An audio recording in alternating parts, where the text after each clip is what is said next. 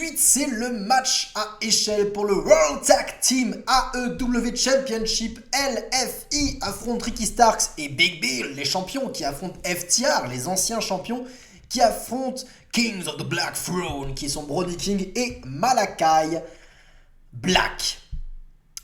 Je pense qu'on va faire vite sur ce match. Vous savez quoi, j'ai parlé de deux matchs. Je vais parler de ce match-là, du match suivant, parce qu'au final, de ce match-là, j'ai pas grand-chose à dire. Parce qu'il n'y a rien à dire. C'est un match à échelle avec 8 équipes dans le ring. Et je dis souvent, maintenant, je ne le dis pas souvent, mais je m'apprêtais à le dire de plus en plus que l'AEW bookait ses shows comme vous et moi bookeraient nos shows sur MyGM sur WWE 2K23. Vous savez, 22, 22, 23, c'est John Cena, je sais plus. Sur le mode MyGM, quoi, vous faites pas chier. C'est-à-dire, plus tu fais des matchs à stipulation, plus tu vas avoir de nombre de fans. Donc dans le jeu MyGem, c'est intéressant de faire des matchs à stipulation parce que ça rapporte plus d'argent et plus de fans au final. Et l'AEW book ça comme ça. Sauf que dans la vraie vie, ça fonctionne pas comme ça. Parce que dans la vraie vie, les matchs à stipulation, ce ne sont pas les meilleurs matchs. Loin de là. Très loin de là. Et les matchs où il y a de plus en plus de monde dans le ring sont non plus du tout les meilleurs matchs. Au contraire. Dans le ring, je vois FTR, qui est mon équipe préférée. Je vois Ricky Starks, que j'aime énormément, ainsi que Big Bill, que je respecte pour son physique et son côté impressionnant. De même, Malakai Black, je salue ses prouesses athlétiques et son style de combat, et Brody King est une brute en plus, mais qui donne des petits face-à-face avec Big Bill qui sont très sympathiques. J'aime bien les lutteurs dans ce ring. La plupart des lutteurs dans ce ring. Je ne peux pas apprécier à un seul instant ce qu'ils font dans le ring puisque c'est illisible. Qu'on soit bien d'accord, quand je dis illisible, je ne veux pas dire que je ne comprends pas l'action. Je ne comprends pas l'action qui se passe dans le ring. Oui, je comprends l'action qui se passe sur le ring. Je comprends tout ça. Je vois les spots. C'est pas mal filmé. On voit la violence, on voit les jeux d'acteurs, on voit bien les coups portés, etc. etc. Il n'y a pas de souci à ce niveau-là. Ça, c'est lisible. Quand je dis que c'est illisible, c'est que je ne vois pas ce que ça raconte. Puisque ça raconte trop de choses d'un coup. Ça raconte trop de choses en même temps. Étant donné que tous les catcheurs doivent avoir un petit peu de moment, doivent tous avoir leur spot, ce qui est gommé chez chacun de ces catcheurs pour permettre à l'autre d'à côté de faire son spot, c'est les moments d'attente, de rage, de frustration, les moments d'émotion. Les matchs à 8 personnes, les fameux Spotfest, ne peuvent pas avoir d'émotion dedans, puisque c'est d'un point de vue timing rythmique impossible. Du moins, pas sous cette forme. Pas sous cette forme où les 8 catcheurs catchent tous ensemble sur le ring.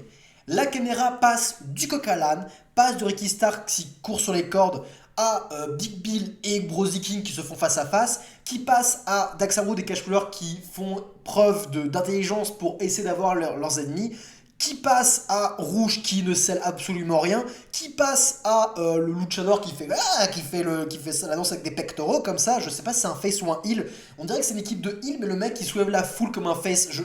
Bref, c'est ça qui est illisible. C'est illisible. Je ne sais pas qui je dois encourager. Je ne sais pas qui je dois huer. Je ne sais pas qui est en colère contre qui.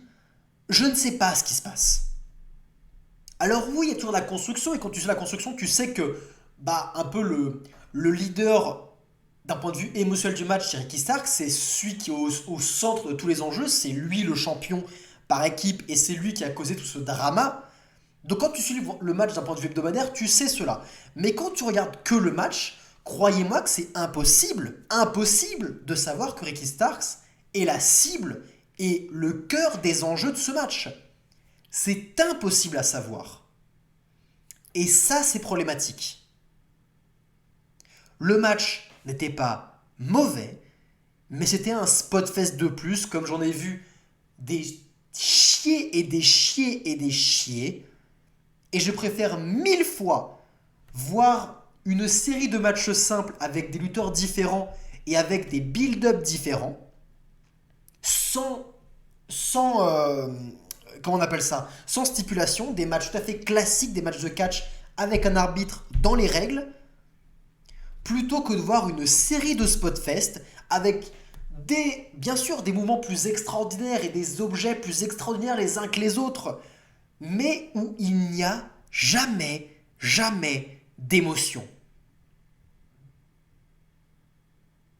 C'était bof, osef. Et si encore les mecs ne risquaient pas leur vie dans ce genre de match, bah ce serait pas grave. Mais le gros problème, et ce pourquoi je critique sur deux matchs, et ce pourquoi plus de gens qui sont d'accord avec moi devraient critiquer ce genre de match, c'est parce que ces lutteurs que l'on aime tant, c'est dans ce genre de match-là qui n'apportent rien, qui mettent le plus leur vie en jeu. C'est dans ces matchs qui rapportent le moins d'argent, puisqu'ils ne créent pas des stars, ils créent juste des spots. Alors que ce sont les stars qui rapportent du pognon. Ce type de match coûte de l'argent, parce qu'il peut provoquer des blessures et mettre en arrêt des catcheurs qui rapportent du pognon, et n'en rapporte pas. La seule chose qui rapporte, c'est de faire jouir une tripotée de fans de catch de niche qui ne jurent que par les spotfest et qui rêvent un jour dans une arène de catch et de crier « Holy shit, we want the balls, this is awesome !» Voilà. C'est pas ma tasse de thé et je pense que ce n'est pas la vôtre non plus.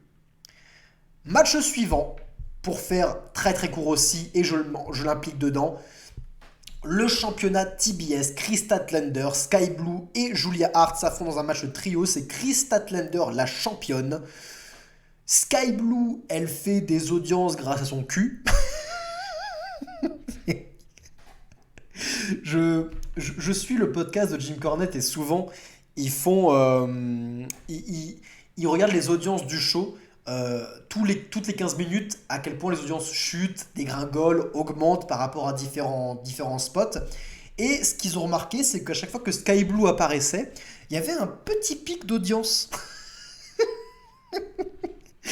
Et quand tu suis en même temps les mèmes internet, les mèmes de Gunther qui s'apprête à slapper le cul de Sky Blue par exemple, vous avez vu ces mèmes j'imagine, si vous ne connaissez pas c'est toujours extrêmement drôle, et tu sais que le cul de Sky Blue a attiré la curiosité de beaucoup de fans de catch.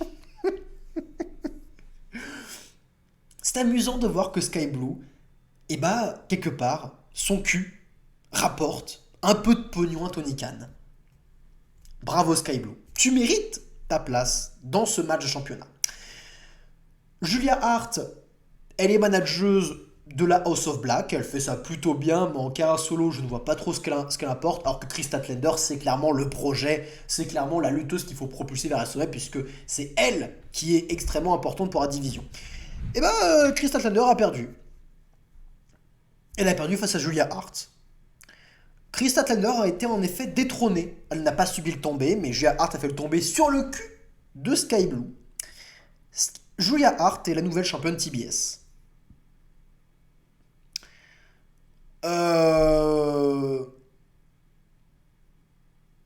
Alors, s'il n'y avait qu'une seule ceinture féminine, la décision aurait été complètement conne, puisque Chris Statlander est, avec Toni Storm, la meilleure femme du roster. Donc, l'avoir détrônée par une meuf qui n'a pas vraiment prouvé grand-chose dans la division pour l'instant auprès des plus grandes, ça la fout mal. J'espère que dans la tête de Tony Khan, s'il a pris cette décision, c'est pour que Chris Statlander se désintéresse du titre TBS et se dirige tranquillement vers le titre principal de la AEW, là où il devait être depuis bien plus longtemps, pour devenir la championne féminine principale de la fédération. Du moins, lutter pour. Et ne plus être traitée comme une mid-cardeuse de la fédération. J'espère que c'est pour cette raison que Tony Khan a fait cette décision cohérente de faire un match à 3 où Chris Statlander ne subirait pas le tombé pour perdre sa ceinture. Si c'est simplement pour que Chris reprenne son titre après, ça ne me surprendrait pas au vu de la qualité de booking de Tony Khan. Ce sera encore une fois une décision extrêmement stupide. J'ai rien à dire sur ce match, c'était un petit peu maladroit, c'était pas sensationnel et je me fais de plus en plus chier devant ce show qui manque toujours autant cruellement d'émotion.